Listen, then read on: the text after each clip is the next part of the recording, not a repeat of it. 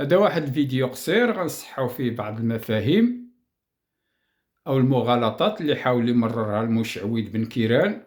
غادي نخليكم تسمعوا له أولا ومن بعد نحللو. حضر الملكية هذاك قدر الله كيجيب لا جينيتيك ما عندنا ما نديرو فيه، وبالقرار ديال جلالة الملك، ولكن الباقي ديال الشعب، ولا كان ديال الشعب خصو يبقى ديال الشعب. وهذا راه الشرك.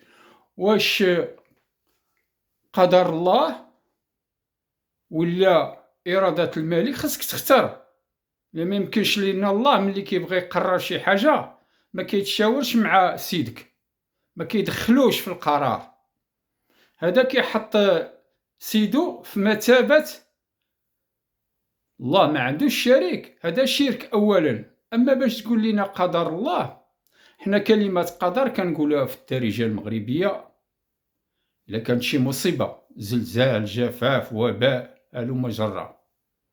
وملي تيقول لنا قدر الله يعني إلا جينا نقراو قراءة بين السطور يعني مصيبة ما عندنا ما نديرو فيها، تفرضات علينا بحال اللي قال لنا مول الطبة هكا حنايا وهادشي اللي كاين وما عندنا ما نديرو.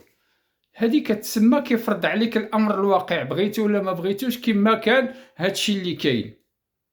ولا جينيتيك، انا ما كنفهمش بحال هذا المشعوذ هذا اللي كيدعي الاسلام وعلاش يهضر بالفرنسيه وتيدير لي بلاغ وحنا تسربت لينا شي كلمه مره بحكم الموقع تنسكنوا هنا وتنعيشوا معاهم، ومع ذلك راه تتضارب الكلمات ونحاولوا نتكلموا باللغه الدارجه ما امكن بالعربيه على حسب.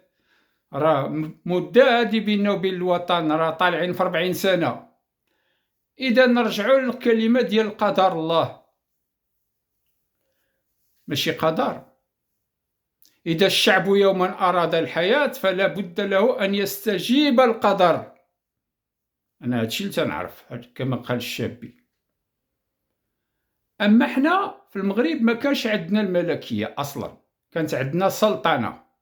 كانوا العلماء الفقهاء كانوا كيتجمعوا هما اللي كيعينوا السلطان ويقدروا يخلعوه الا ما التزمش امور الدين والدوله.